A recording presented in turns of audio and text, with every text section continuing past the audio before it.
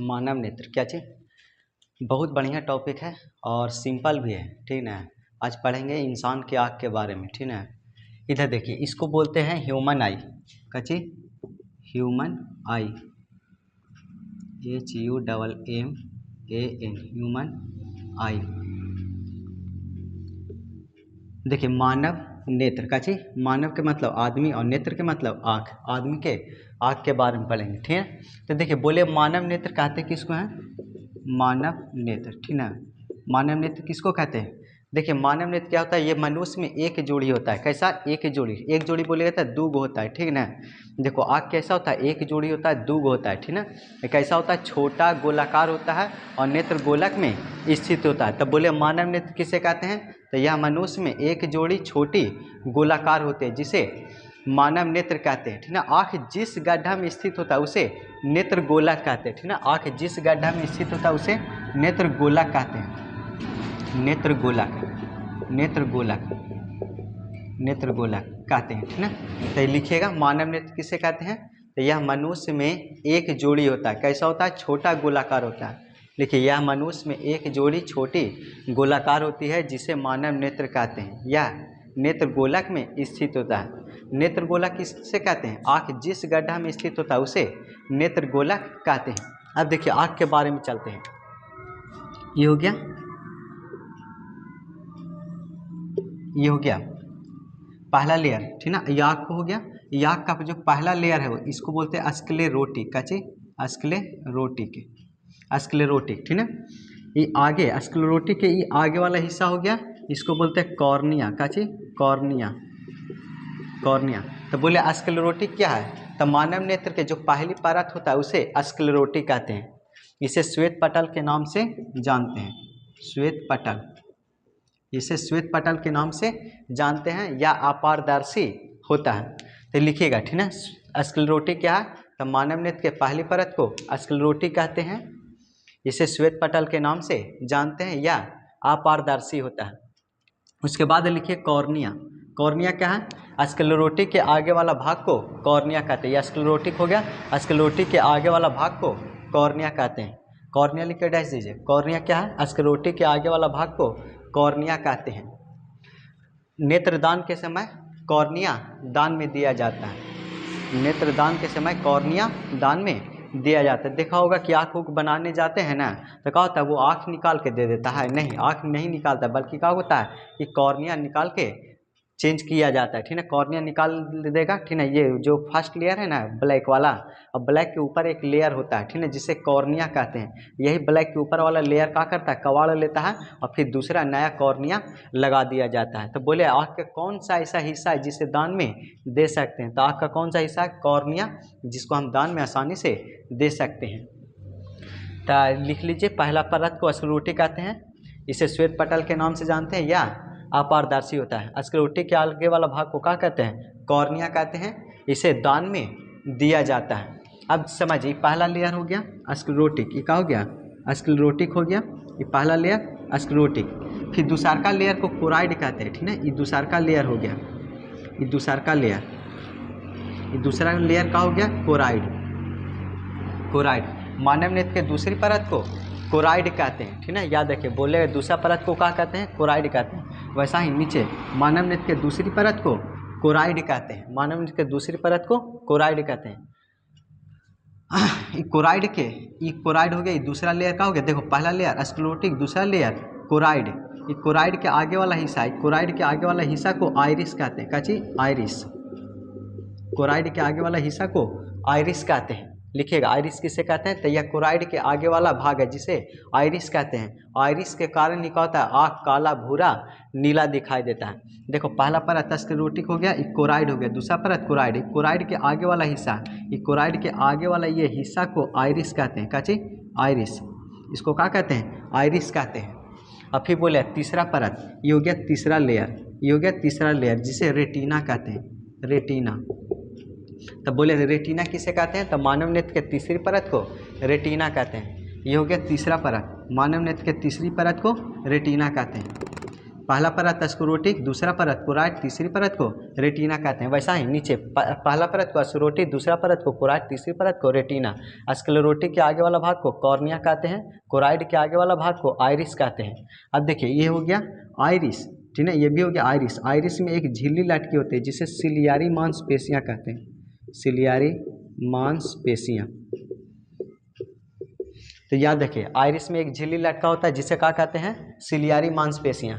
नीचे देखिए ये हो गया आइरिस, आइरिस में एक झिल्ली लटकी होती है जिसे सिलियारी मांसपेशियां कहते हैं। लिखिएगा सिलियारी मांसपेशियां क्या है, तो आइरिस में एक झिल्ली लटकी होती है जिसे सिलियारी मांसपेशियां कहते हैं। अब देखिए सिलियारी मांसपेशियां हो गया, ये भी सिलियारी मांसपेशियां हो गया। ये सिलियारी मांसपेशियां के बीच एक लेंस लटका होता है जिसको नेत्र लेंस कहते हैं, नेत्र लेंस। सिलियारी मांसपेशियां में एक लेंस लटका होता है जिसे नेत्र लेंस कहते हैं, या उत्तल लेंस का बना होता है। बोलेगा कौन सा लेंस होता है, तो उत्तल लेंस होता है, आँख में लगा हुआ। आँख में क्या होता है, सबसे ज़्यादा मात्रा में प्रोटीन पाया जाता है, याद रखिएगा। तो बोले शरीर का कौन सा ऐसा हिस्सा है जिसमें सबसे ज़्यादा मात्रा में प्रोटीन पाया जाता है, तो वो आँख में पाया जाता है। तो याद रखिए पहला परत को स्क्लेरोटिक कहते हैं, दूसरा परत को कोराइड कहते हैं, मानव नेत्र के तीसरी परत को रेटिना कहते हैं। स्क्लेरोटिक के आगे वाला भाग को कॉर्निया कहते हैं, कोराइड के आगे वाला भाग को आइरिस कहते हैं। आइरिस में एक झिल्ली लटकी होती है जिसे सिलियारी मांसपेशियां कहते हैं, और सिलियारी मांसपेशियां में एक लेंस लटका होता है जिसे नेत्र लेंस कहते हैं। ये हो गया कॉर्निया, ये हो गया नेत्र लेंस। इसके बीच में एक द्रव भरा होता है जिसे जलीय द्रव कहते हैं, ठीक है। बोले जलीय द्रव क्या है, तो कॉर्निया और नेत्र लेंस के बीच में जो द्रव भरा होता है उसे जलीय द्रव कहते हैं, जलीय द्रव कहते हैं। इसको एक्वस ह्यूमर कहते हैं, एक्वस ह्यूमर, एक्वस ह्यूमर कहते हैं। जलीय द्रव को क्या कहते हैं, एक्वस ह्यूमर कहते हैं। जलीय द्रव किसको कहेंगे, ये हो गया कॉर्निया और ये हो गया नेत्र लेंस। इसके बीच में जो द्रव भरा होता है उसे जलीय द्रव कहते हैं। कॉर्निया और नेत्र लेंस के बीच में जो द्रव भरा होता है उसे जलीय द्रव कहते हैं। सुन के एक एक पॉइंट लिखते जाएगा नोट बाय नोट करते हुए, ठीक है। अब देखिए ये हो गया नेत्र लेंस और ये हो गया रेटिना। नेत्र लेंस और रेटिना के बीच में ये जो द्रव भरा होता है इसे कचाव द्रव कहते हैं, काची कचाव द्रव कहते हैं। तो बोले कचाव द्रव क्या है, तो नेत्र लेंस और रेटिना के बीच में जो द्रव भरा होता है उसे कचाव द्रव कहते हैं। इसको विट्रियस ह्यूमर के नाम से जानते हैं, विट्रियस ह्यूमर, विट्रियस ह्यूमर के नाम से जानते हैं।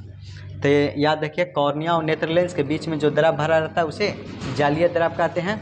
और ये हो गया कॉर्निया, सॉरी नेत्र लेंस हो गया, ये नेत्र लेंस और ये रेटिना। नेत्र लेंस और रेटिना के बीच में जो द्रव भरा रहेगा उसे कचाव द्रव कहते हैं। अब देखिए ये रेटिना हो गया, तीसरे परत रेटिना। अब देखिए सबसे लास्ट वाला छोर है, इसको बोलते हैं प्रकाश यानु, काची प्रकाश यानु, प्रकाश यानु। इसको बोलते हैं optic nerve, optic nerve, optic nerve. Optic nerve के काम क्या है, ठीक है, प्रकाश यानु है। ये संवेदनशीलता की तरह काम करता है। आँख में जितना भी कठिनाई होता है उसको दिमाग तक सूचना पहुंचाने में मदद करता है। तो बोले प्रकाश यानु क्या है, तो यह एक संवेदनशीलता की तरह काम करता है जो आँख में हुए कठिनाई को दिमाग तक सूचना पहुंचाने में मदद करता है। इसको ऑप्टिक नर्व के नाम से जानते हैं। अब समझिए आँख में जैसे अभी पढ़ा रहे हैं, ठीक है, पढ़ा रहे हैं, हल्का सा भी क्या हो जाए, झटका लग जाए, ठीक है, तब महसूस होने लगता है, मतलब कठिनाई होने लगता है। तो ये क्या करता है, प्रकाश यानु जो है आँख के लास्ट वाला हिस्सा, ये क्या करता है, दिमाग तक सूचना पहुंचाता है कि देखो तुमको आँख में क्या हो गया है, झटका लग गया है, ठीक है, चेक करो काची से लगा है झटका, या हल्का आँख गड़ रहा है। तो दिमाग तक सूचना कौन पहुँचाता है, प्रकाश यानु। आँख से देखने में कठिनाई हो रहा है तो कौन दिमाग तक सूचना पहुँचाता है, प्रकाश यानु। तो प्रकाश यानु का काम क्या है, मतलब आँख में जितना भी कठिनाई होगा उसको दिमाग तक सूचना पहुंचाने में मदद करता है। अभी हो गया रेटिना, ये क्या हो गया, रेटिना। ये रेटिना के मध्य में एक बिंदु होता है, इसको बोलते हैं रेटिना, सॉरी ये हो गया लास्ट वाला रेटिना। रेटिना के मध्य में एक बिंदु होता है जिसे अंध बिंदु कहते हैं, काची अंध बिंदु, अंध बिंदु। इसको ब्लाइंड स्पॉट कहते हैं, ब्लाइंड स्पॉट, ब्लाइंड स्पॉट। अंध बिंदु क्या है, रेटिना के मध्य में एक बिंदु होता है जिसे अंध बिंदु कहते हैं। यहाँ प्रतिबिंब बनता है लेकिन साफ साफ दिखाई नहीं देता है। तो लिखिएगा अंध बिंदु क्या है, तो रेटिना के मध्य में एक बिंदु होता है जिसे अंध बिंदु कहते हैं। यहाँ प्रतिबिंब बनता है लेकिन साफ साफ दिखाई नहीं देता है। और अंध बिंदु के बीच में ही एक बिंदु होता है जिसे पीत बिंदु कहते हैं, कच बहु पीत बिंदु, पीत बिंदु। इसको बोलते हैं येलो स्पॉट, येलो स्पॉट। पीत बिंदु किसको कहेंगे? अंध बिंदु के बीच में एक बिंदु होता है जिसे पीत बिंदु कहते हैं। यहाँ प्रतिबिंब बनता है और साफ साफ दिखाई देता है। याद रखिएगा। एक बार फिर से देखिए फिगर।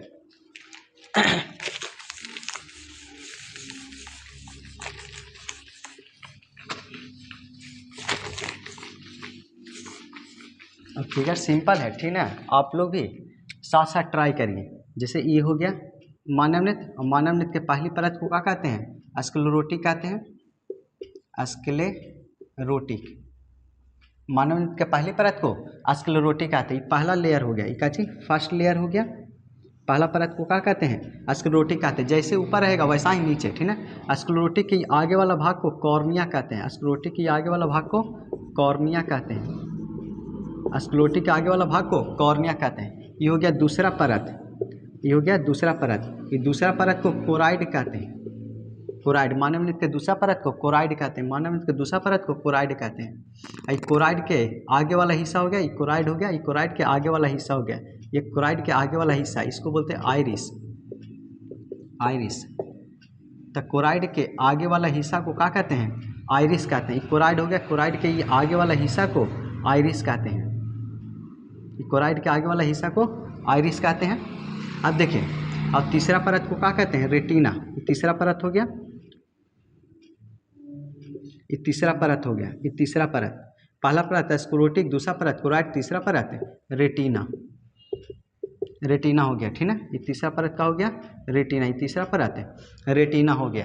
तो पहला परत को स्क्लेरोटिक कहते हैं, दूसरा परत को कोराइड, तीसरा परत को रेटिना। स्क्लेरोटिक के आगे वाला भाग को कॉर्निया कहते हैं, कोराइड के आगे वाला भाग को आइरिस कहते हैं। इसी कारण आँख काला भूरा नीला दिखाई देता है। अब फिर हो गया तीसरा परत को रेटिना कहते हैं। रेटिना के मध्य में एक बिंदु होता है जिसे अंध बिंदु कहते हैं। रेटिना के मध्य में एक बिंदु होता है जिसे अंध बिंदु कहते हैं। अंध बिंदु कहते हैं। और अंध बिंदु के बीच में ही एक बिंदु होता है जिसे पीत बिंदु कहते हैं। पीत बिंदु कहते हैं। कि यहाँ तक कोई दिक्कत नहीं। ये हो गया प्रकाशयानु। प्रकाशयानु, इसको बोलते हैं ऑप्टिक नर्व, ठीक है। और प्रकाशयानु क्या है? आँख में जितना भी कठिनाई होता है उसको दिमाग तक पहुँचाने में मदद करता है, जिसे प्रकाशयानु कहते हैं। अब समझिए, ये हो गया आइरिस। आइरिस हो गया, ठीक है। आइरिस में एक झिल्ली लटका होता है। आइरिस में एक झिल्ली लटका होता है जिसे सिलियारी मांसपेशियां कहते हैं। सिलियारी मांसपेशियां, आइरिस में एक झिल्ली लटकी होता है जिसे सिलियारी मांसपेशियां कहते हैं। आइरिस हो गया, और ये आइरिस में एक झिल्ली लटकी होती है जिसे सिलियारी मांसपेशियां कहते हैं। और सिलियारी मांसपेशियां में एक लेंस लटका होता है, लेंस लटका होता है जिसे नेत्र लेंस कहते हैं। सिलियारी मांसपेशियां में एक लेंस लटका होता है जिसे नेत्र लेंस कहते हैं। ये हो गया कॉर्निया, और ये हो गया नेत्र लेंस। कॉर्निया और नेत्र लेंस के बीच में जो द्रव भरा हुआ है, ठीक है, इसको जलीय द्रव कहते हैं। जलीय द्रव कहते हैं। कॉर्निया और नेत्र लेंस के बीच में जो द्रव भरा होता है उसे जलीय द्रव कहते हैं। ये हो गया नेत्र लेंस, और ये हो गया रेटिना। इसके बीच में जो द्रव भरा होता है इसे कचाव द्रव कहते हैं। कचाव द्रव, इसे कचाव द्रव के नाम से जानते हैं। अब समझिए, रेटिना के पीछे, ठीक है, एक टाइपिटम ल्यूसिड का परत होता है। ये रेटिना हो गया, तीसरी परत ये हो गया रेटिना। तो रेटिना के पीछे क्या होता है? एक टाइपिटम ल्यूसिड का परत होता है जिसके कारण क्या होता है? बिल्ली का आँख क्या होता है? रात में चमकता हुआ दिखाई देता है। बिल्ली हो गया, कुत्ता हो गया, जानवर हो गया, ये सब के रात में क्या होता है? आँख चमकता हुआ दिखाई देता है। किसके कारण? टाइपिटम ल्यूसिड के कारण। तो लिखिएगा एक स्टार बना के कि रेटिना के पीछे एक पारदर्शी परत होता है जिसका नाम टाइपिटम ल्यूसिड है। इसी के कारण बिल्लियों का आँख, बिल्ली, कुत्ता, ये सब का आँख रात में चमकता हुआ दिखाई देता है। यहाँ तक कोई दिक्कत नहीं। अब समझिए आँख के बारे में, ठीक है। आँख का जो वजन होता है वो 15 ग्राम होता है। नोट बना के लिखिएगा, आँख का वजन 15 ग्राम होता है। एक आँख का वजन कितना होता है? 15 ग्राम होता है। अब समझिए, आँख का जो व्यास होता है, ठीक है, ये आँख का व्यास कितना होता है? 2.5 सेंटीमीटर होता है। आँख का व्यास कितना होता है? 2.5 सेंटीमीटर होता है। अब समझिए, आँख जो है मरने के बाद भी 6 घंटे तक जिंदा रहता है। दिमाग कितना घंटा तक? 4 घंटे तक। मरने के बाद भी, ठीक है, जैसे मर गए, ठीक है, कोई इंसान मर गया तो क्या होता है उसका जो दिमाग है, ठीक है, मरने के बाद भी उसका 4 घंटा तक है जिंदा रहता है, इसलिए मरने के बाद उसको आसानी से पोस्टमार्टम करके दिमाग निकाल सकते हैं और उसका दोबारा उपयोग कर सकते हैं, ठीक है, और मतलब आँख को भी निकाल सकते हैं पोस्टमार्टम के थ्रू। मर गया तो क्या हो गया, उसका आँख अभी भी जिंदा है 6 घंटा के लिए, और उसको निकाल के पोस्टमार्टम करो और फिर आँख को उसको दोबारा इस्तेमाल कर सकता है। तो ये हो गया आँख के बारे में, ठीक है, यहाँ तक कोई दिक्कत नहीं। और रेटिना के बोलते हैं दृष्टि पटल, दृष्टि पटल, इसको दृष्टि पटल के नाम से जानते हैं। बोले यार, ठीक है, एक आँख से, ठीक है, एक आँख से हम कितना डिग्री देख सकते हैं, एक आँख से 150 डिग्री देख सकते हैं, और दोनों आँख से बोलेगा था, दोनों आँख से हम कितना डिग्री देखते हैं, दोनों आँख से क्या होता है 180 डिग्री देखते हैं। इंसान एक आँख से कितना डिग्री देखता है, 150 डिग्री तक देखता है, और दोनों आँख से कितना डिग्री देखता है, 180 डिग्री। वैसा ही पक्षी और जानवर बोलेगा था, पक्षी और जानवर, पक्षी और जानवर, ठीक है, एक आँख से 240 डिग्री और दोनों आँख से कितना, दोनों आँख से 360 डिग्री देखता है। तो लिखिएगा पक्षी और जानवर दोनों आँख से 360 डिग्री देखते हैं और एक आँख से 240 डिग्री।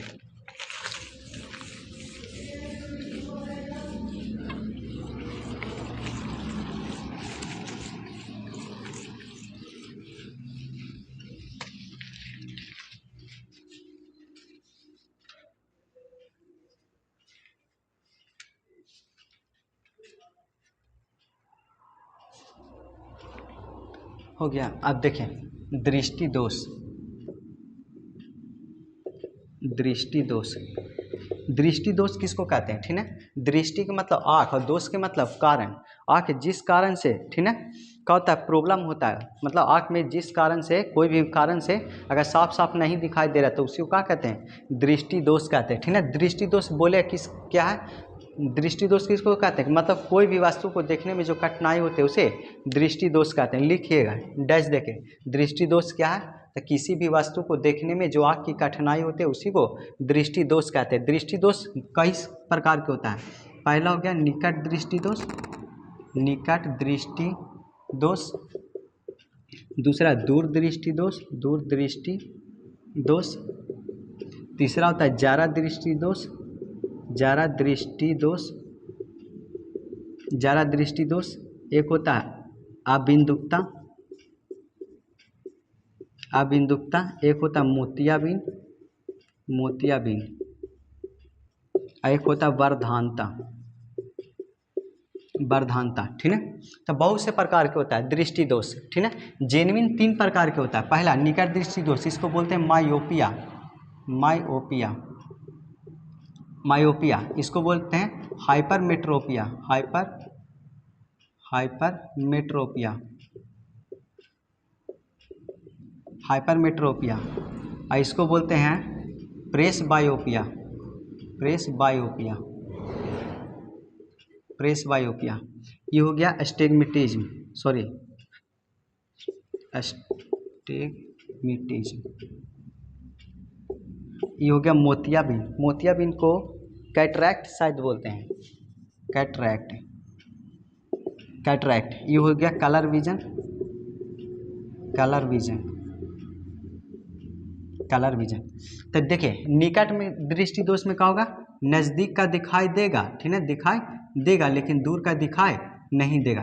बोले निकट दृष्टि दोष किसे कहते हैं, तो वैसा दृष्टि दोष जिसमें नज़दीक का दिखाई दे लेकिन दूर का दिखाई न दे उसे निकट दृष्टि दोष कहते हैं। दूर दृष्टि दोष में क्या होगा कि दूर का दिखाई देगा लेकिन नज़दीक का दिखाई नहीं देगा, ठीक है, उसे क्या कहेंगे दूर दृष्टि दोष। और जारा दृष्टि दोष किसको कहते हैं, जिसमें न नज़दीक का दिखाई देगा और ना ही दूर का दिखाई देगा उसे जारा दृष्टि दोष कहते हैं। अबिंदुकता किसको कहते हैं, ये उच्च प्रकाश के कारण होता है, ये उच्च प्रकाश के कारण होता है, उच्च प्रकाश के कारण होता है, हाईलाइट के कारण होता है। इसमें क्या होता है कि हम क्षैतिज और ऊर्ध्वाधर एक साथ नहीं देख सकते। जैसे ये हो गया स्केच, ठीक है, ऐसे नहीं देख सकते। एक वही हो गया क्षैतिज और ये हो गया ऊर्ध्वाधर, दोनों एक साथ नहीं देख सकता। इसे देख रहे हैं, ठीक है, कि क्षैतिज और क्या है ऊर्ध्वाधर है, दोनों एक साथ देख रहे हैं। और जिसको आप बिंदुकता हो जा सकता है, ठीक है, उसमें क्या होता है ये क्षैतिज और ऊर्ध्वाधर मतलब हॉरिजेंटल और वर्टिकल कोई भी चीज़ को एक साथ नहीं देख सकता है। तब बिंदुकता किसको कहते हैं? ये उच्च प्रकाश के कारण होता है। इसमें क्षैतिज और ऊर्ध्वाधर एक साथ कोई भी वस्तु को नहीं देख सकते हैं। इसमें क्या होता है? सिलियारी मांसपेशियाँ जो है ये ढीला हो जाता है, ठीक है। सिलियारी मांसपेशियाँ लचीला हो जाता है। सिलियारी मांसपेशियाँ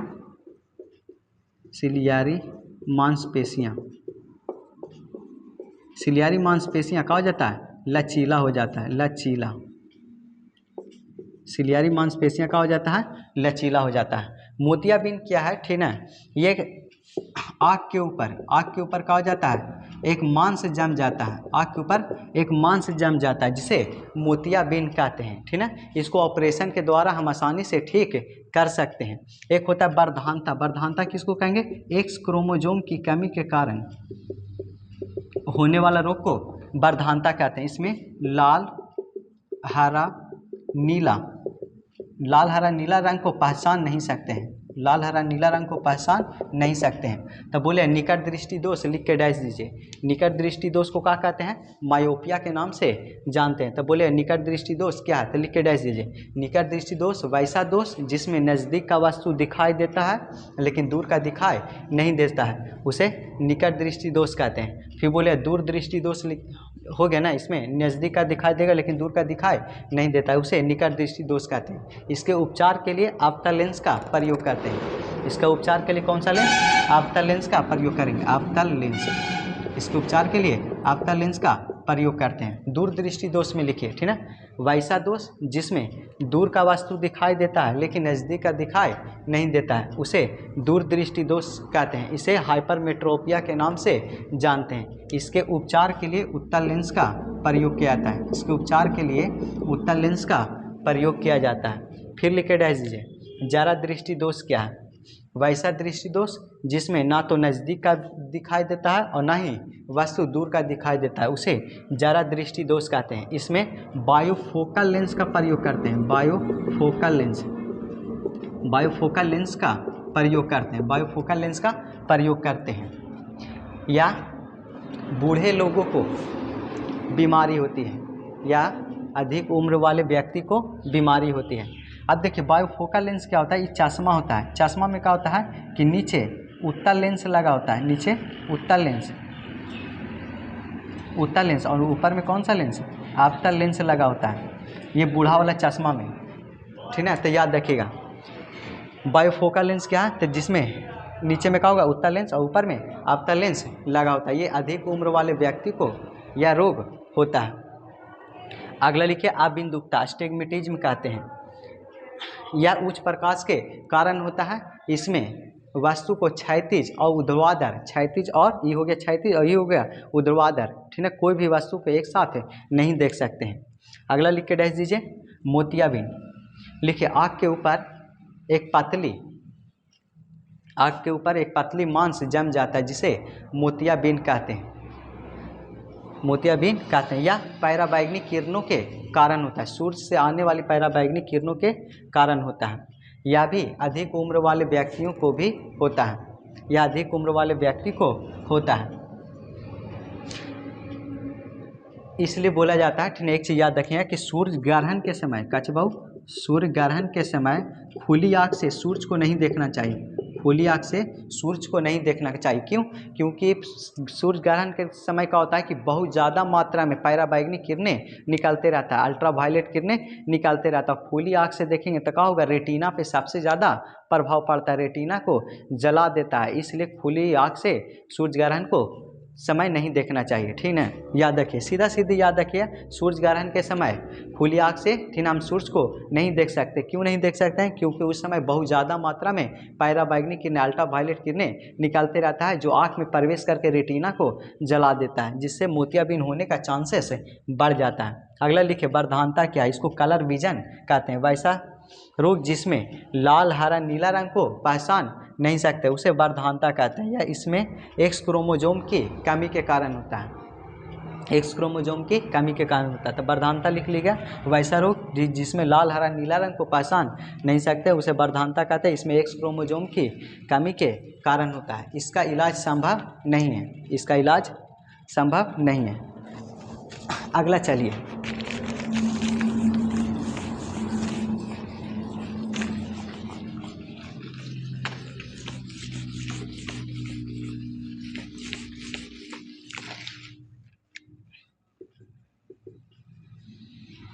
निकट दृष्टि दोष होने का कारण लिखिए। निकट दृष्टि दोष होने का कारण। निकट दृष्टि दोष कैसे होता है? जैसे ये आँख है, ठीक ना, ये आँख हो गया, ये लेंस है, काची लेंस। ये लेंस का हो जाता है, मोटा हो जाता है, पहला पॉइंट है ना, नेत्र लेंस का मोटा हो जाना, मोटा होना। ये हो गया रेटिना, काची रेटिना।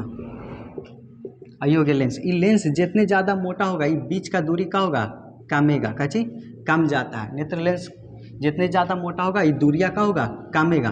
और कमेगा तो इससे आने वाला जो प्रकाश है ना, ये क्या होता है, पहला ही मिल जाता है। पहला ही मिल जाने के कारण क्या होता है, साफ साफ दिखाई नहीं देता है। तो पहला नेत्र लेंस का मोटा हो जाना।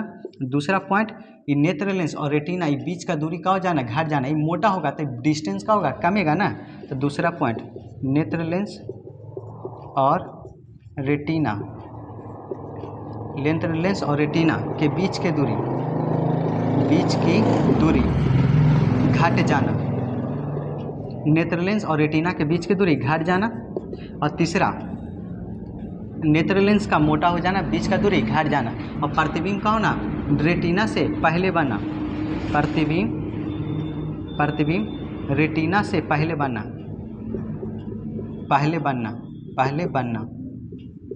ये पहले के ही क्या हो जाता है, प्रतिबिंब बन जाता है।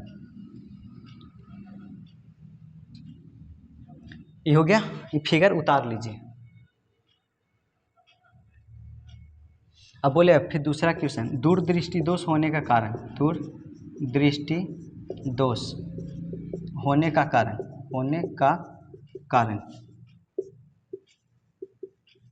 तो दूरदृष्टि दोष में क्या होता है कि लेंसवा का हो जाएगा, पतला हो जाएगा तो फिर डिस्टेंस का हो जाएगा, बढ़ जाएगा। और बढ़ जाएगा तो क्या होगा, और प्रतिबिंब का होगा, इसमें बाद में बनता है, ठीक ना।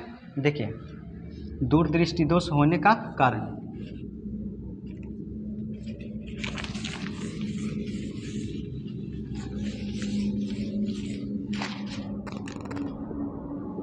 दूरदृष्टि दोष होने का कारण, पहला कारण लिखिएगा, नेत्र लेंस का पतला हो जाना,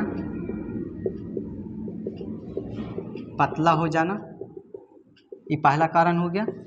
दूसरा रहा, नेत्र लेंस और रेटिना के बीच की दूरी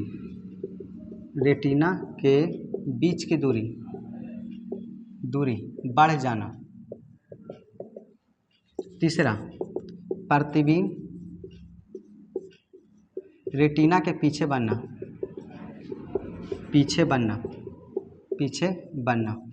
ये फिगर देखिए, ये आँख हो गया,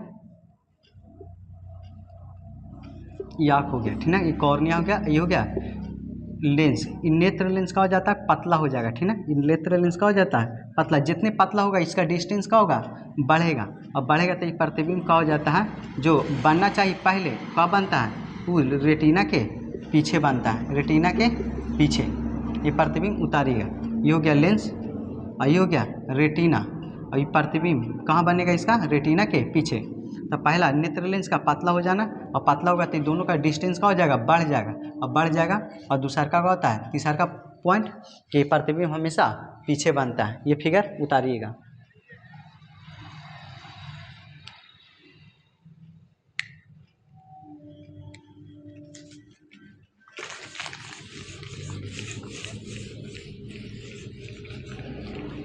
स्टार बना के लिखिए, ठीक है, कि निकट दृष्टि दोष के उपचार के लिए कौन सा लेंस, आपका लेंस। अगला स्टार, दूर दृष्टि दोष के उपचार के लिए कौन सा लेंस, उत्तल लेंस का प्रयोग करते हैं। ज्यादा दृष्टि दोष के उपचार के लिए बायोफोकल लेंस का प्रयोग करते हैं। अबिंदुकता के उपचार के लिए बेलनाकार लेंस का प्रयोग करते हैं। अबिंदुकता के उपचार के लिए बेलनाकार लेंस का प्रयोग करते हैं। मोतियाबिंद में आँख के ऑपरेशन के द्वारा ठीक किया जा सकता है। और ज़्यादा दृष्टि दोष में बायोफोकल लेंस, याद रखिएगा। अब आइए प्रिज्म के बारे में, सॉरी ये तो हो गया ना, आप समझिए प्रिज्म।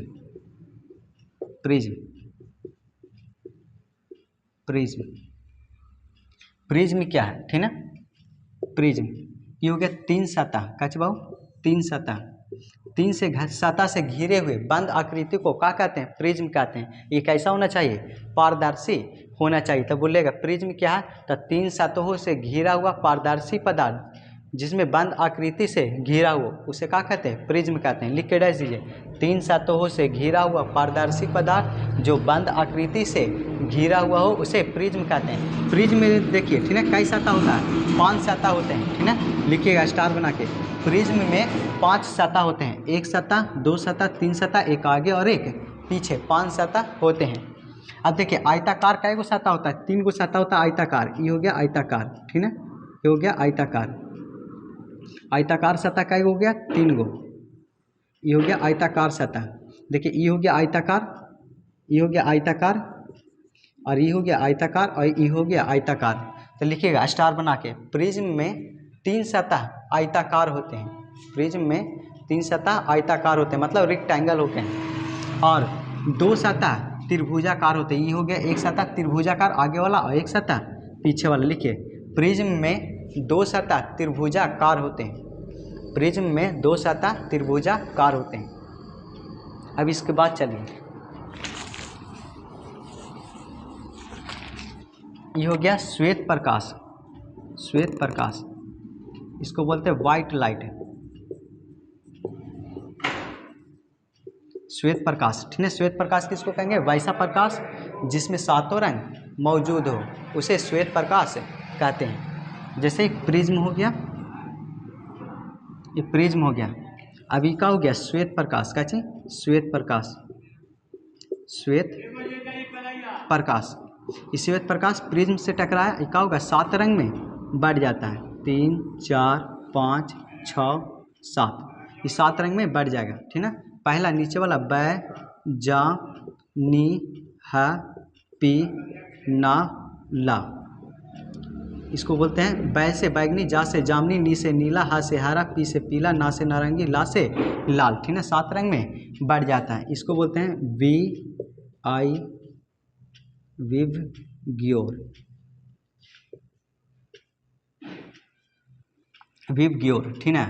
वायलेट हो गया, जामनी को काची इंग्लिश में बोलते हैं, और ये हो गया ब्लू मतलब नीला, ये हो गया हा से हरा ग्रीन हो गया, ये हो गया पीला येलो, और ऑरेंज हो गया नारंगी, और ला से लाल मतलब रेड हो गया, ठीक ना। जामनी को देख लीजिएगा काची कहते हैं। तो बै से बैगनी, बैगनी को वायलेट बोलते हैं। ये जामनी हो गया, ये नीला हो गया, नीला को ब्लू बोलते हैं, और हरा को ग्रीन बोलते हैं। पी से पीला मतलब पीला हो गया, ऑरेंज येलो, सॉरी पीला को येलो बोलते हैं, और नारंगी हो गया ऑरेंज, और लाल हो गया रेड।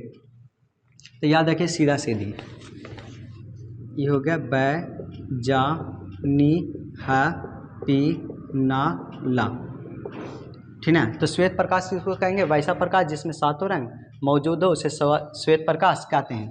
तो श्वेत प्रकाश के सबसे ऊपर वाला रंग लाल होता है। लिखिए स्टार बना के, श्वेत प्रकाश के सबसे ऊपर वाला रंग लाल होता है, और सबसे नीचे वाला रंग हरा होता है। श्वेत प्रकाश के सबसे ऊपर वाला रंग लाल होता है, सबसे नीचे वाला रंग हरा होता है। अगला स्टार लिखिए, श्वेत प्रकाश के बीच वाला रंग हरा होता है। श्वेत प्रकाश के बीच वाला रंग हरा होता है, सबसे ऊपर वाला लाल और सबसे नीचे वाला बैगनी होता है। अब बोले अगला स्टार लिखिए, श्वेत प्रकाश के बीच वाला रंग हरा होता है। क्या कहे सर? छुट्टी 8 बजे हो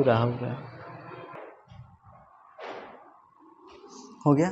तो याद रखें, श्वेत प्रकाश किसको कहेंगे? वैसा प्रकाश जिसमें 7 रंग मौजूद है उसे श्वेत प्रकाश कहते हैं। ये प्रिज्म हो गया।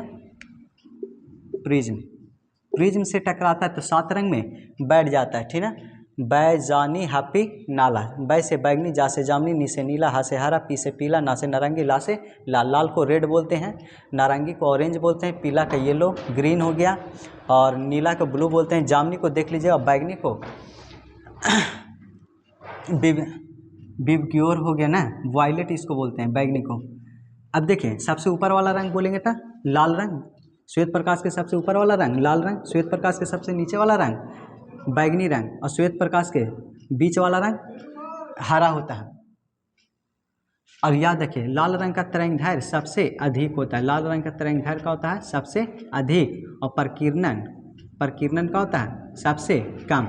लिखिएगा स्टार बना के, लाल रंग का तरंगदैर्घ्य सबसे अधिक होता है और प्रकीर्णन सबसे कम। अगला लिखिएगा, बैंगनी रंग का तरंगदैर्घ्य सबसे कम होता है, बैंगनी रंग का तरंगदैर्घ्य सबसे कम होता है और प्रकीर्णन सबसे अधिक होता है। बैंगनी रंग का तरंगदैर्घ्य सबसे कम और प्रकीर्णन सबसे अधिक होता है। याद रखिएगा, ठीक है। इस तरीक़ा से एक और लिखिएगा स्टार बना के, लाल रंग का प्रकीर्णन, लाल रंग का तरंगदैर्घ्य हो गया,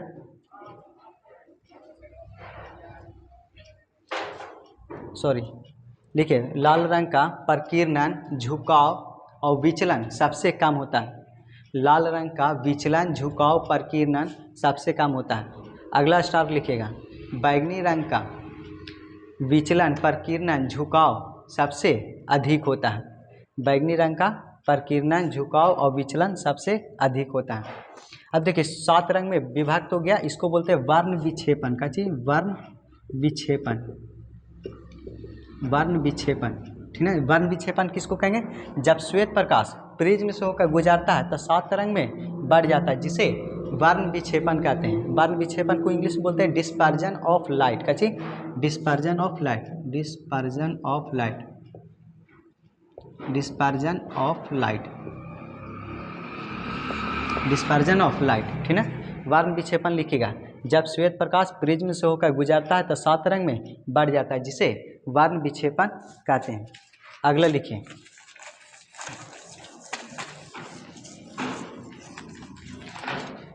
ये हो गया स्पेक्ट्रम, स्पेक्ट्रम, स्पेक्ट्रम क्या, वर्णपट, वर्णपट,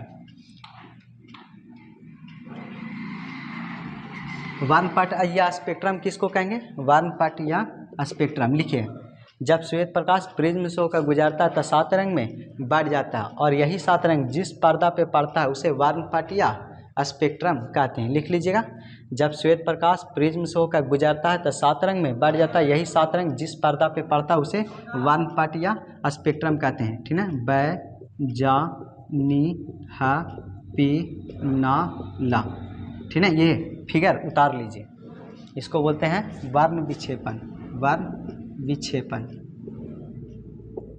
इसको बोलते हैं वर्ण विक्षेपन। एक होता है प्राथमिक रंग, प्राथमिक रंग, प्राथमिक रंग यानी फर्स्ट कलर, फर्स्ट कलर।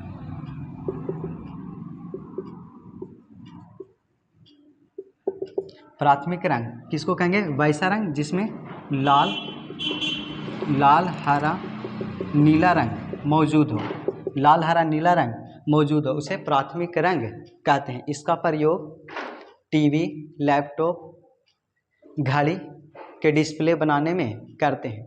जितना भी डिस्प्ले वाला है, स्क्रीन वाला सामान है, सब में कौन सा कलर, प्राथमिक कलर का उपयोग करते हैं। तो प्राथमिक कलर याद रखें, वैसा रंग जिसमें लाल, हरा, नीला रंग मौजूद हो, उसे प्राथमिक रंग कहते हैं। इसका उपयोग टीवी, मोबाइल, लैपटॉप का डिस्प्ले बनाने में करते हैं।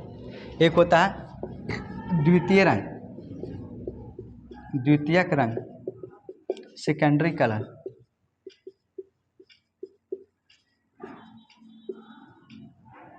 द्वितीय रंग वैसा रंग जिसमें मैजेंटा, मैजेंटा, सियान, सियान, येलो, येलो आता हो, ठीक है, उसे क्या कहते हैं, द्वितीय रंग कहते हैं। वैसा रंग जिसमें मैजेंटा, सियान, येलो आता हो उसे द्वितीय रंग कहते हैं। इसका प्रयोग प्रिंटर में, कलर प्रिंटर में करते हैं, कलर प्रिंटर में करते हैं, कलर प्रिंटर में करते हैं। एक होता है पूरक रंग, पूरक रंग लिख के डाल दीजिए। लिखिए, वैसा रंग, वैसा रंग जिसमें 2 कलर के मिलने से श्वेत प्रकाश, श्वेत रंग का निर्माण हो, उसे पूरक रंग कहते हैं। वैसा रंग जिसमें 2 कलर को आपस में मिलने से, 2 रंग को मिलने से श्वेत रंग का निर्माण हो, उसे पूरक रंग कहते हैं। जैसे देखिएगा,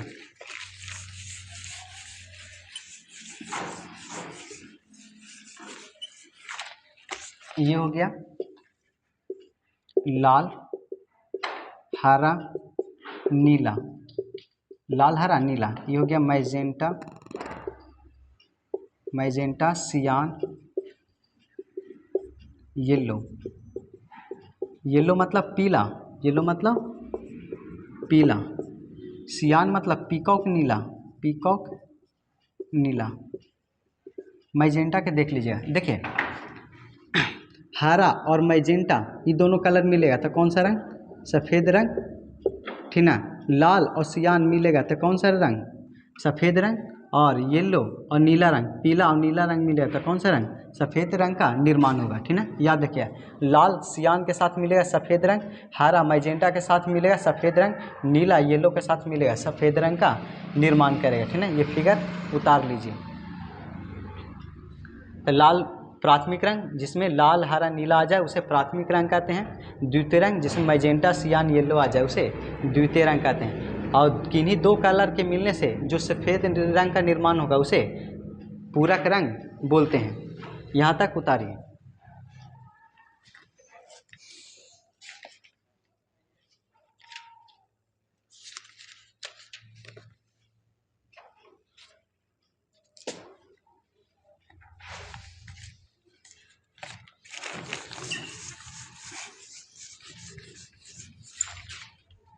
एक होता है प्रकीर्णन, इसको बोलते हैं स्कैटरिंग।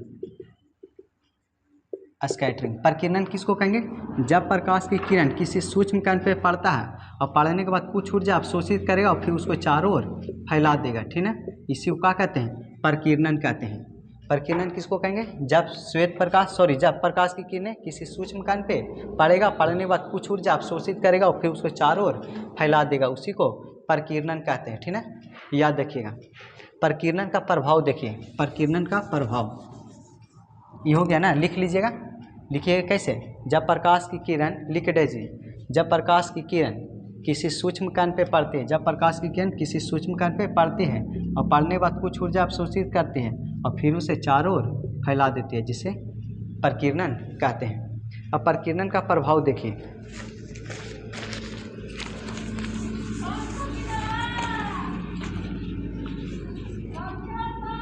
प्रकीर्णन का प्रभाव, प्रभाव का चीज है, ठीक ना। पहला,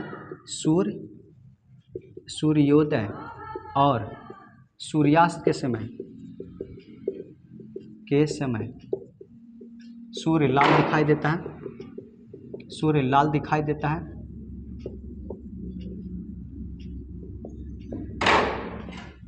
दूसरा पॉइंट,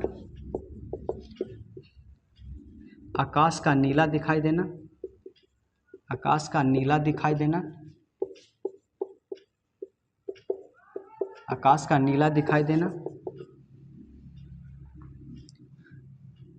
तारे का टिमटिमाना, सॉरी तारे नहीं, खतरे का सिग्नल, लाल रंग का सिग्नल, लाल रंग का।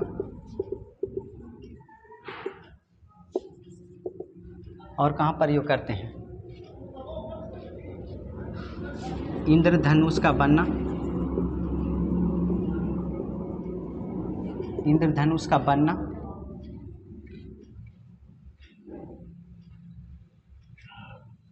और अंतरिक्ष यात्री को अंतरिक्ष काला नजर आना,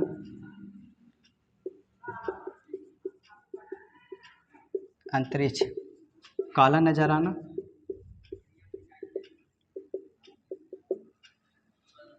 उतारिए।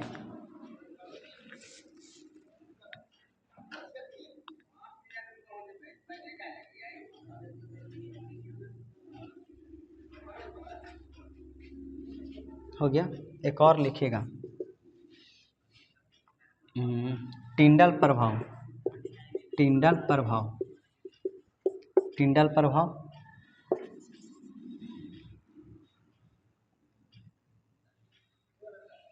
हाँ, इतना ही बहुत है। एक और लिखिए, सबसे इम्पोर्टेंट है समुद्र का जल, समुद्र का जल, जल का नीला दिखाई देना, नीला दिखाई देना, समुद्र के जल का नीला दिखाई देना। उतारिए।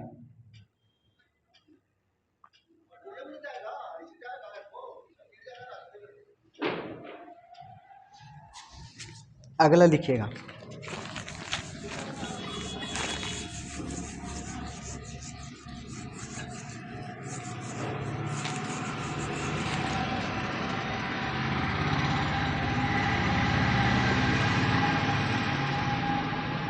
एक होता है निलंबन, निलंबन, और एक होता है कोलाइड। देखिए कोलाइड कहते किसको हैं, ठीक है। कोलाइड किसको कहेंगे, कोई भी माध्यम है, माध्यम में जो छोटा छोटा कण होता है उसी को क्या कहते हैं, कोलाइड कहते हैं। किसी माध्यम में जो छोटा छोटा कण मौजूद होता है जिसे जिसे कोलाइड कहते हैं। जैसे पानी हो गया, पानी को रख दीजिए, उसमें गौर से देखिए क्या होता है, हल्का हल्का सा छोटा छोटा कण दिखाई देता है, ठीक है। इस तरीक़ा से घूमता हुआ, ठीक है। जैसे शरबत घोरते हैं ना, तो देखिएगा हल्का हल्का उसका पार्टिकल, मतलब छोटा छोटा कण दिखाई देगा नहीं।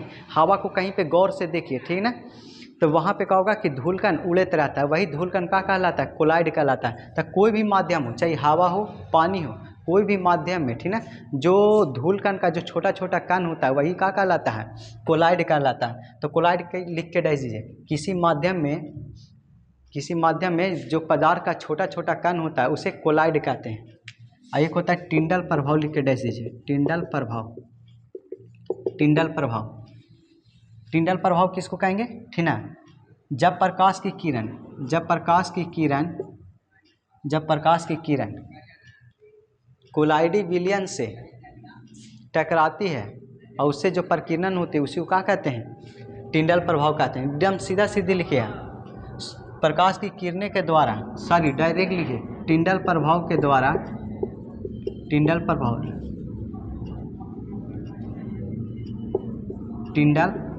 के द्वारा प्रकाश का प्रकीर्णन टिंडल प्रभाव कहलाता है, टिंडल प्रभाव कहलाता है। सीधा सीधी लिखेगा, टिंडल प्रभाव, ठीक है। प्रकाश की किरणें के द्वारा,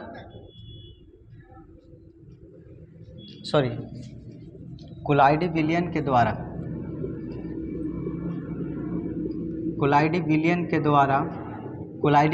द्वारा प्रकाश का प्रकीर्णन टिंडल प्रभाव कहलाता है। लिख लीजिएगा, टिंडल प्रभाव क्या है, तो कोलाइडी विलयन के द्वारा प्रकाश का प्रकीर्णन, यही क्या कहलाता है, टिंडल प्रभाव कहलाता है। कोलाइडी विलयन के द्वारा प्रकाश का प्रकीर्णन क्या कहलाता है, टिंडल प्रभाव कहलाता है। एक होता है ध्रुवन,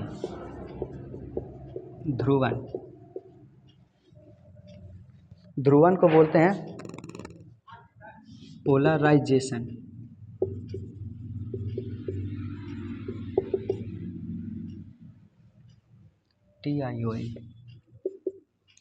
पोलराइजेशन, ठीक है। ध्रुवन किसको कहते हैं, प्रकाश को किसी खास दिशा में भेजना या मोड़ना, यही क्या कहलाता है, ध्रुवन कहलाता है। प्रकाश की किरणें को किसी खास दिशा में भेजना ध्रुवन कहलाता है। लिख के डाल दीजिए, प्रकाश की किरणें को किसी खास दिशा में भेजना ध्रुवन कहलाता है।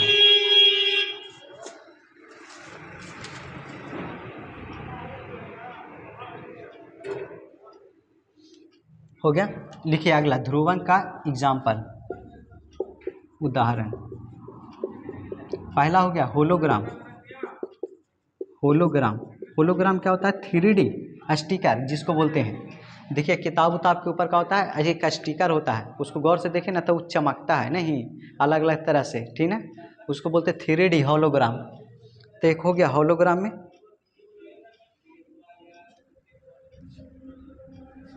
वाहनों में पोलराइड का उपयोग,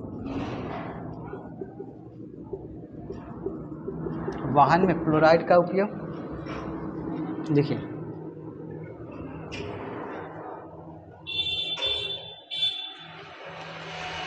पोलराइड ना समझ में आता है, हेडलाइट में देखा होगा इस तरीक़ा से मिरर आती रहता है और इसके बीच में बॉल लगा हुआ रहता है नहीं, और यही से क्या होगा, लाइट टकराएगा और टकराने के बाद इस समांतर लाइट जाता है इस तरीक़ा से। तो वाहनों के हेडलाइट में इसका प्रयोग करते हैं।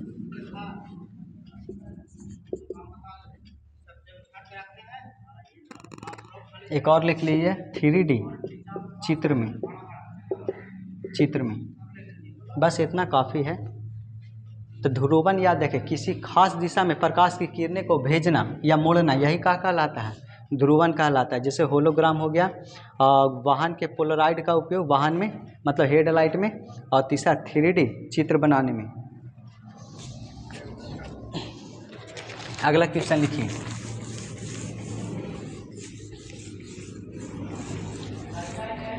लिखिए, एक प्रयोग द्वारा दिखाएं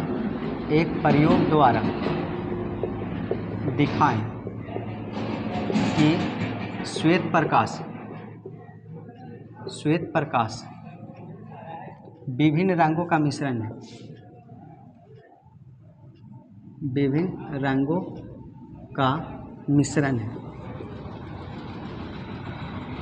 एक प्रयोग द्वारा दिखाएं कि श्वेत प्रकाश विभिन्न रंगों का मिश्रण। आंसर में लिखिएगा। देखिए समझिए इसको। पहले इसके लिए क्या करेंगे? सबसे पहले एक प्रिज्म लेंगे और 2 पर्दा लेंगे, ठीक है। सबसे पहले क्या करना है? इसके लिए एक प्रिज्म लेना है और 2 पर्दा लेना है, और दोनों पर्दा के बीच में प्रिज्म को रख देना है। दोनों पर्दा के बीच में प्रिज्म को रख देना है। हो गया पर्दा। दोनों पर्दा के बीच में प्रिज्म को रख देना है। पहला पर्दा में थोड़ा सा छिद्र कर देना है। छिद्र कर दिए, और छिद्र करने के बाद इससे श्वेत प्रकाश गुजारते हैं। क्या चीज़? श्वेत प्रकाश गुजारते हैं। तो क्या होगा? 7 रंग में पड़ेगा, और ये विभक्त होकर दूसरे पर्दा पे पड़ेगा, ठीक ना। और फिर साफ साफ दिखाई देगा। बैजानी है पी ना ला, ठीक है। 2 2 4 2 6 7, ठीक है। तो याद रखिए, बोले कि एक प्रयोग द्वारा दिखाएं कि श्वेत प्रकाश विभिन्न रंगों का मिश्रण। तो इसके लिए क्या करना है? सबसे पहले 2 पर्दा लेना है, और दोनों पर्दा के बीच में प्रिज्म को रख देना है, और फिर पहला पर्दा में थोड़ा सा छिद्र कर देना है, और इससे श्वेत प्रकाश गुजारना है। जब श्वेत प्रकाश गुजारेंगे तब प्रिज्म पे पड़ने के बाद 7 रंग में विभक्त हो जाएगा। यही 7 रंग का होगा, दूसरे पर्दे पे पड़ेगा और साफ साफ दिखाई देगा। इससे साबित होगा कि श्वेत प्रकाश जो है ना विभिन्न रंगों का मिश्रण है, अलग अलग रंगों का मिश्रण है। तो लिखिए, इसके प्रयोग के लिए सबसे पहले 2 पर्दा लेते हैं और दोनों पर्दा के बीच में प्रिज्म को रख देते हैं।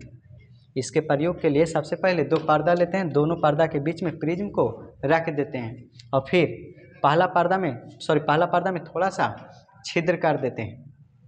इसके बाद श्वेत प्रकाश को गुजारते हैं। गुजारने के बाद प्रिज्म पे पड़ता है और 7 रंग में विभक्त हो जाता है, और यही 7 रंग दूसरे पर्दे पे पड़ता है और साफ साफ दिखाई देता है, जिससे साबित होता है कि श्वेत प्रकाश विभिन्न रंगों का मिश्रण है। इतना लिख लीजिएगा। अब आइए दूसरा क्वेश्चन में, सब 5 नंबर 1 क्वेश्चन है।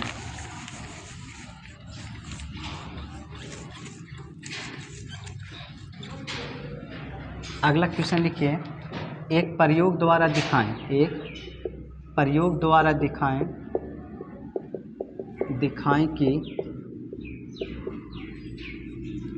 श्वेत प्रकाश विभिन्न रंगों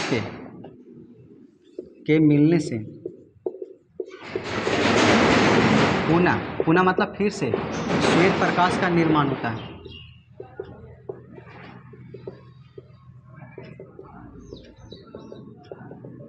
ठीक ना।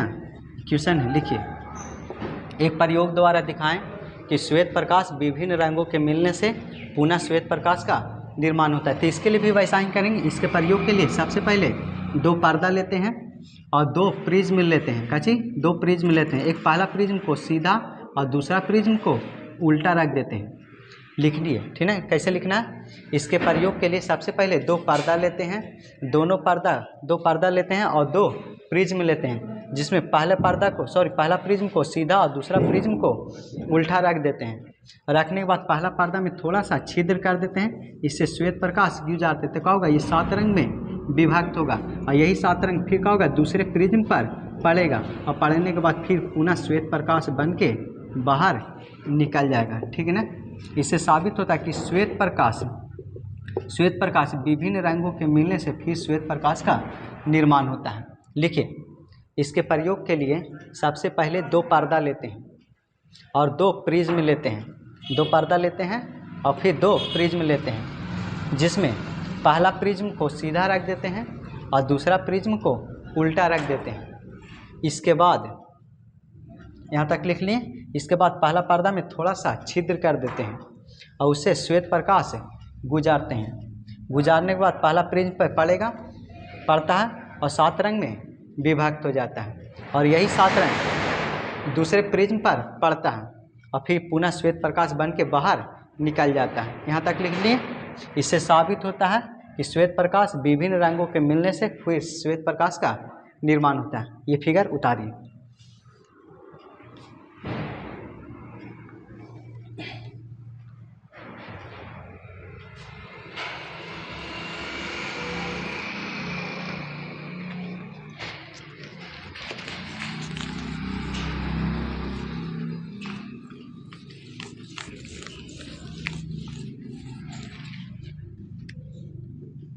अगला क्वेश्चन, एक प्रयोग द्वारा दिखाएं कि एक प्रयोग द्वारा दिखाएं कि प्रिज्म प्रकाश उत्पन्न नहीं करता।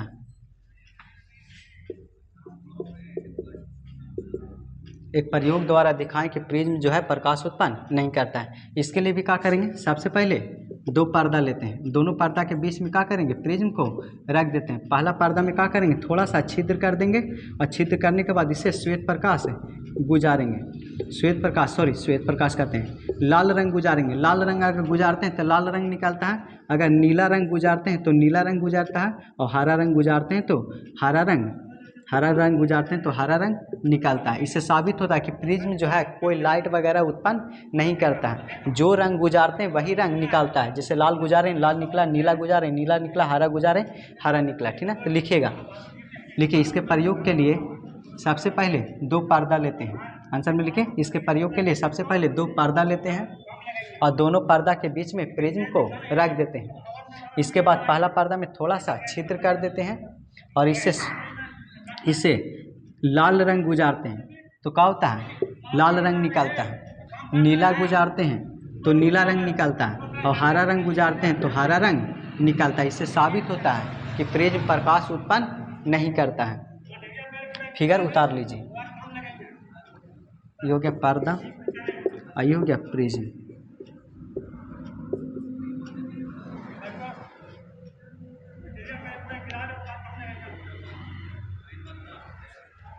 अगला लिखिए।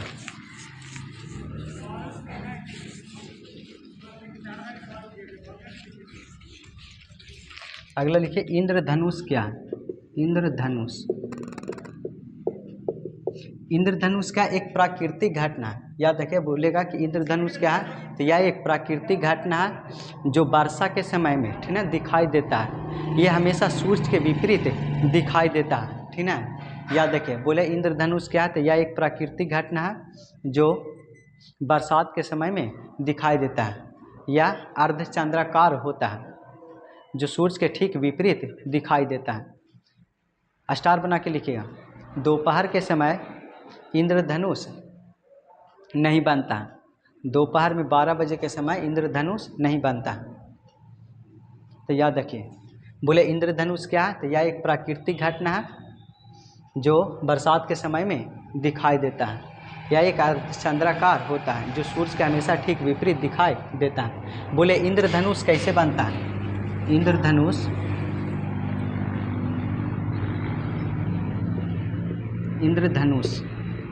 कैसे बनता है।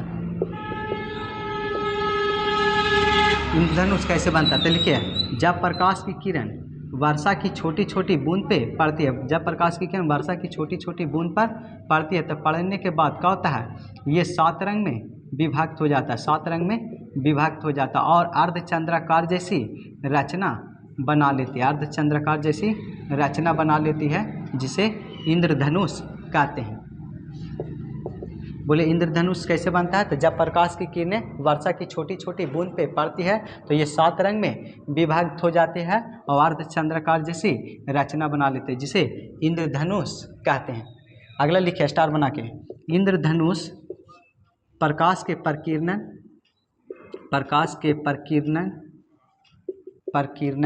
अपवर्तन और पूर्ण आंतरिक परावर्तन के कारण बनता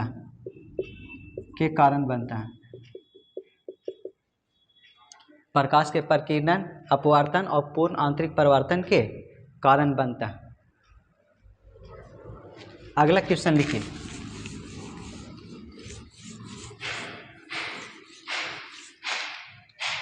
खतरे का सिग्नल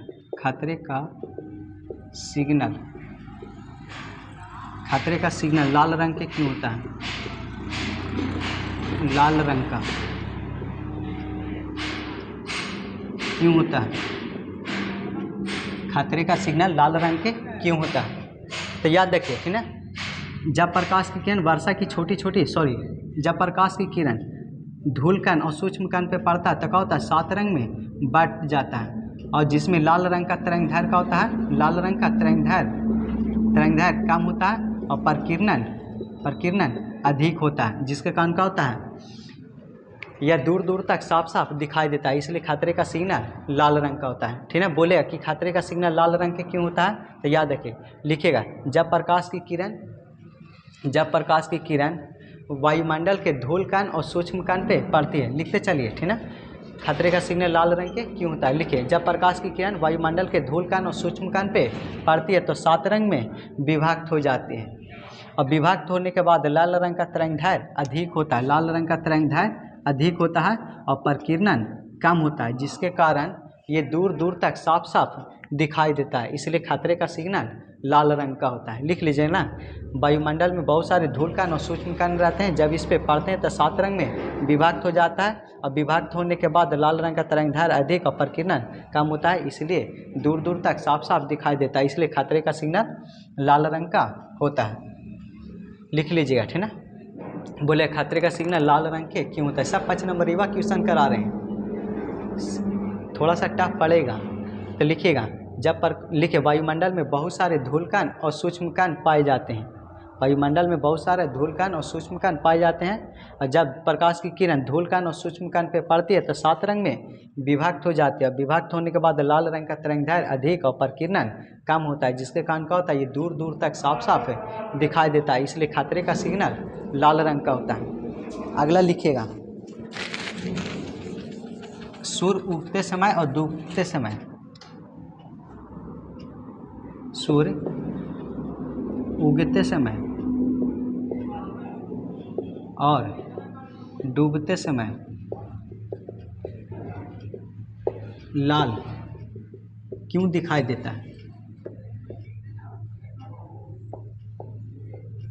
सूरज उगते समय और डूबते समय लाल क्यों दिखाई देता है? लिखिएगा, जब प्रकाश की किरण सूरज उगते समय और डूबते समय लाल क्यों दिखाई देता है? लिखिए, क्योंकि वायुमंडल में बहुत सारे धूल कण और सूक्ष्म कण पाए जाते हैं। लिखिए, वायुमंडल में बहुत सारे धूल कण और सूक्ष्म कण पाए जाते हैं, जब प्रकाश की किरण वायुमंडल के धूल कण और सूक्ष्म कण पे पड़ती है तो 7 रंग में विभक्त हो जाती है, 7 रंग में विभक्त हो जाती है, विभक्त होने के बाद लाल रंग का तरंगदैर्घ्य अधिक और प्रकीर्णन कम होता है, जिसके कारण सूरज उगते समय और डूबते समय लाल रंग का दिखाई देता है। सबका आंसर एक ही जैसा है, समझे? जोन रंग का बोले वो रंग का खासियत बता दो, समझे? हो जाएगा आंसर। तो बोले सूर्य उगते समय डूबते समय लाल क्यों दिखाई देता है? तब वायुमंडल में बहुत सारे धूल कण और सूक्ष्म कण पाए जाते हैं, जब प्रकाश की किरण धूल कण और सूक्ष्म कण पे पड़ती है तो 7 रंग में विभक्त हो जाती है, और वायुमंडल में लाल रंग का तरंगदैर्घ्य अधिक और प्रकीर्णन कम होता है, इसलिए क्या होता है? सूर्य उगते समय और डूबते समय लाल रंग का दिखाई देता है। अगला क्वेश्चन लिखिएगा, स्वच्छ आकाश का रंग नीला नजर आता है, क्यों? स्वच्छ आकाश का रंग नीला नजर आता है, क्यों? क्यों स्वच्छ आकाश का रंग नीला नजर आता है, क्यों? तो ऐसा ही लिखिए, सबका आंसर एक ही है, ठीक ना? क्योंकि वायुमंडल में बहुत सारे धूल कण और सूक्ष्म कण हैं, वायुमंडल में बहुत सारे धूल कण और सूक्ष्म कण हैं, जब प्रकाश की किरण वायुमंडल के धूल कण और सूक्ष्म कण पे पड़ती है तो 7 रंग में 7 रंग में बढ़ जाती है, बढ़ने के बाद वायुमंडल में नीले रंग का प्रकीर्णन अधिक होता है, वायुमंडल में नीला रंग का प्रकीर्णन अधिक होता है, ठीक है, जिसके कारण क्या होता है स्वच्छ आकाश का रंग नीला नजर आता है। लिखिएगा, वायुमंडल में बहुत सारे धूलकण और सूक्ष्मकण पाए जाते हैं। जब प्रकाश की किरण वायुमंडल के धूलकण और सूक्ष्मकण पे पड़ती है तो 7 रंग में बढ़ जाती है। बढ़ने के बाद वायुमंडल में नीले रंग का प्रकीर्णन अधिक होता है, जिसके कारण स्वच्छ आकाश का रंग नीला नजर आता है।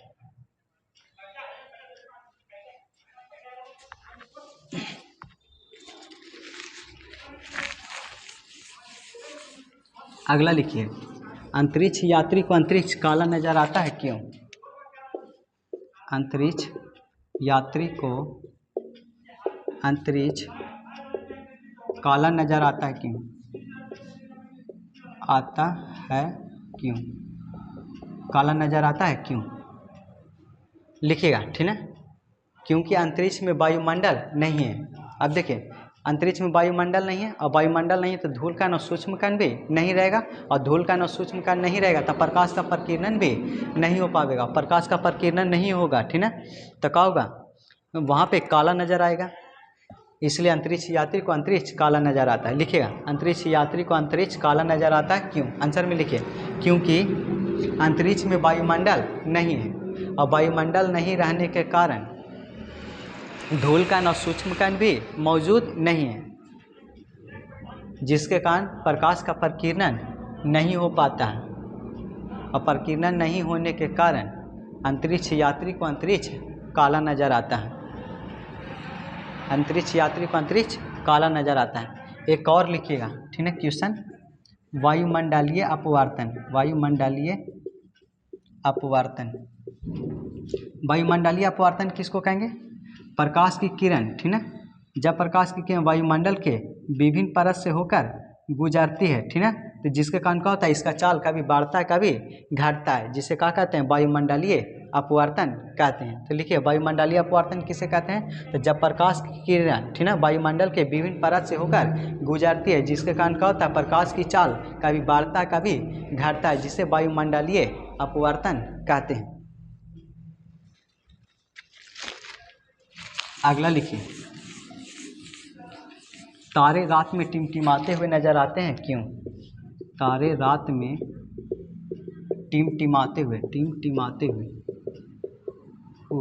नजर आते हैं, क्यों? नजर आते हैं क्यों? क्यों तारे रात में टिमटिमाते नजर आते हैं, क्यों? क्योंकि तारे, ठीक है, पृथ्वी से क्या है? अधिक दूरी पे है।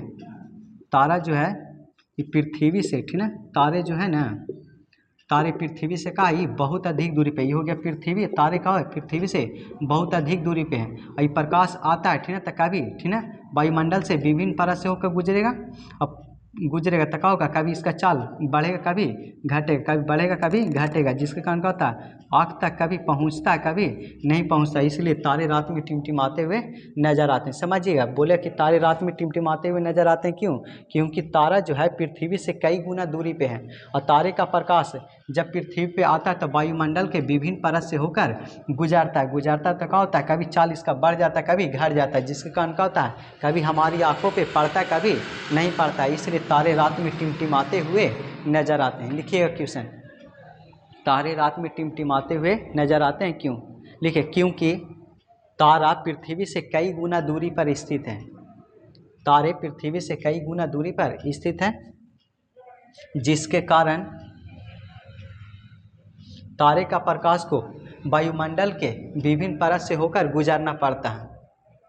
वायुमंडल के विभिन्न परत से होकर गुजरना पड़ता है, जिसके कारण कभी इसका चाल बढ़ता है तो कभी घटता है, तो कभी इसका चाल बढ़ता तो कभी घटता है, जिसके कारण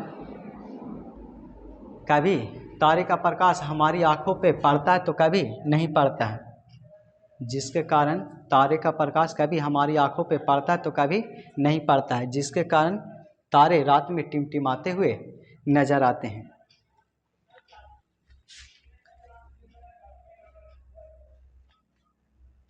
एक लास्ट क्वेश्चन लिखिएगा, व्यक्तिकरण। व्यक्तिकरण को इंग्लिश में बोलते हैं इंटरफेरेंस।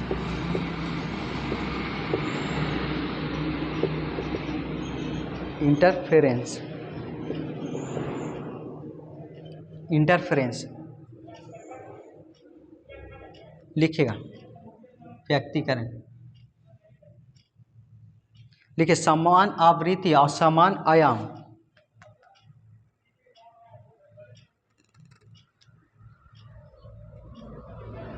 लिखिए समान आवृत्ति और समान आयाम के प्रकाश के तरंग एक दूसरे पर अध्यारोपित होते हैं। समान आवृत्ति और समान आयाम के प्रकाश की किरणें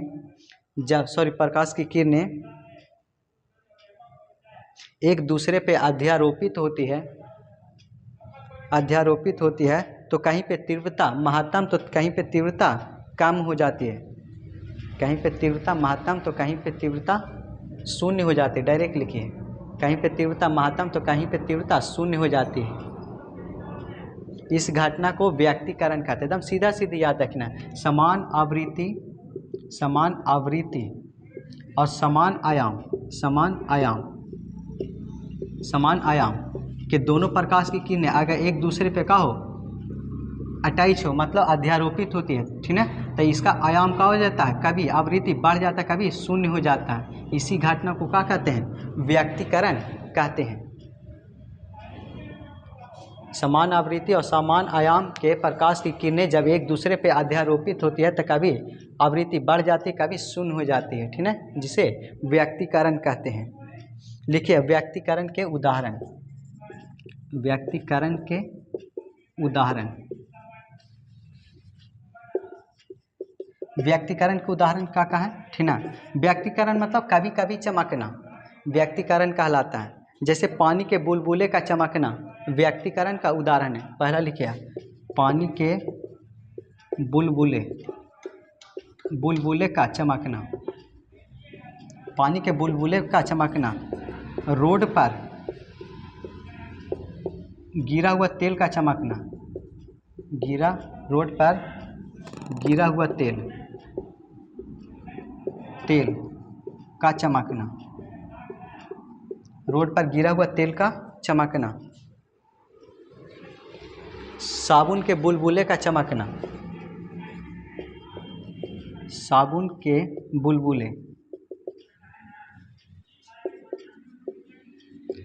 के बुलबुले का चमकना।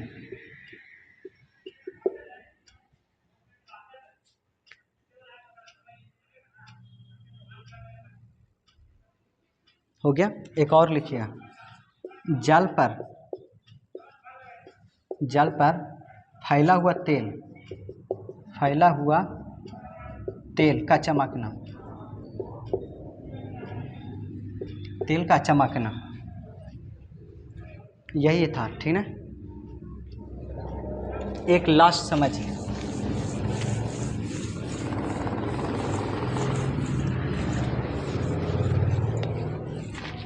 असमंजन क्षमता।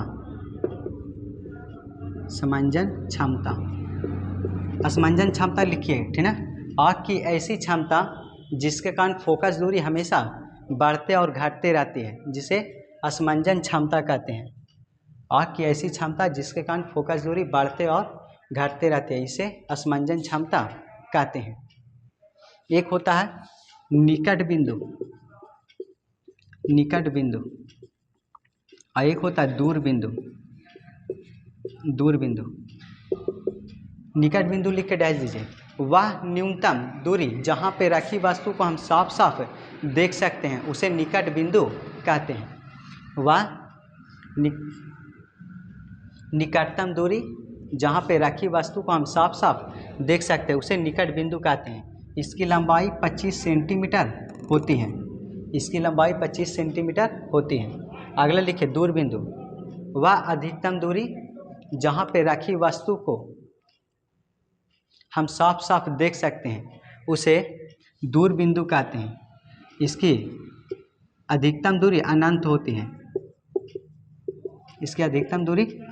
है। तो निकट बिंदु याद रखिए, जहाँ पे नज़दीक में रखा हुआ वस्तु को अगर साफ साफ देख रहे हैं तो उसे निकट बिंदु कहेंगे। इसकी लंबाई 25 सेंटीमीटर। और दूर बिंदु जहाँ पे रखी अधिकतम दूरी, ठीक है, जहाँ पे अधिकतम दूरी जहाँ पे रखा हुआ वस्तु को हम साफ साफ देख सकते हैं उसे दूर बिंदु कहते हैं। दूर बिंदु कितना होता है? अनंत। और निकट बिंदु 25। और असमंजन क्षमता याद रखिए, आँख की ऐसी क्षमता जिसके कारण फोकस दूरी हमेशा मतलब घटते बढ़ते रहते उसे असमंजन छपता कहते चैप्टर पूरी तरह से कंप्लीट हो गया।